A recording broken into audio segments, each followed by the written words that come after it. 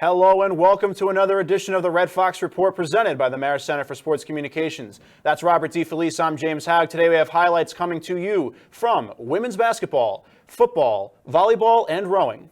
But we kick things off with women's basketball as Marist looking to rebound after their blowout 60-38 loss to Villanova as they host Penn. The Red Foxes had a great start early as Kendall Crick found Katie Cunningham for a wide open three-pointer. This gave Marist a 13-2 start on the game. That early lead would dwindle, however, and with seconds left in the first half, Fleur Tondere is able to find Kayla Padilla for one of her three-pointers in the game. Penn would lead at the half 27-23. At the beginning of the second half, Padilla went right back at it for a sweet pull-up.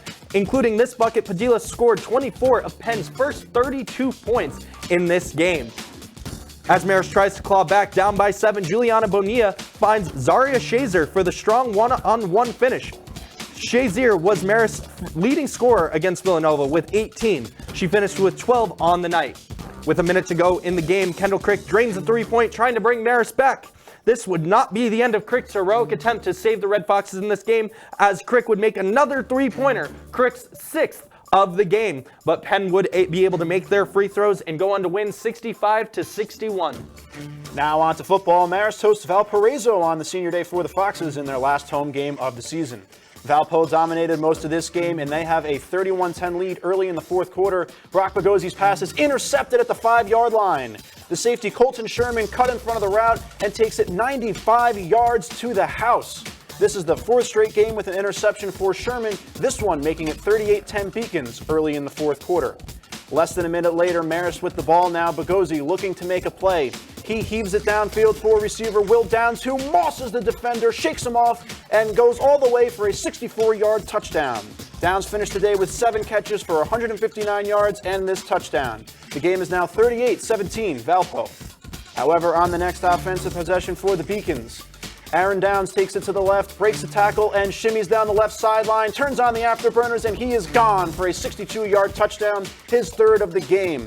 Dawson, with 199 yards on the ground today, extends his league-leading rushing total for the season to over 1,100 yards. The Beacons crowning Downs after that touchdown as Valpo goes on to win 45-24. The women's rowing team competed in the Fall Metro Championships this past weekend in New Rochelle. The regatta included crews from Iona, Fairfield, Sacred Heart, Fordham, Long Island University, and Marist. The Red Foxes brought 5 boats to compete. The second varsity 8, the varsity 4, and the Frosh 4 all finished in the top 3 of their competitions. The varsity 8, however, was the big winner of the day. Led by senior coxswain Abigail Kitlensky, they finished first with a time of 8 minutes and 26 seconds, 10 seconds ahead of the second place crew. This concludes the fall racing season for the Red Foxes, and they will pick back up in the spring. Now on to volleyball. Marist set to play their last 2 games of the MAC season in Buffalo, the first against the Niagara Purple Eagles.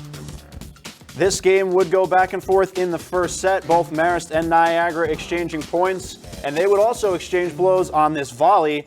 However, it is Gabby Heller with a nice set in the backcourt, and it gets set up for Sasha Vandermurray, who gets the tip and the kill. Marist's lead in this set would balloon to as big as 11 points, and Vandermurray would lead the Red Foxes in kills for the first set. Nearing the end of this set, Jordan Newblatt looking to get into the action, and she has this cheeky kill right over the first line and in between the lines. Red Foxes take the first set, 25-13.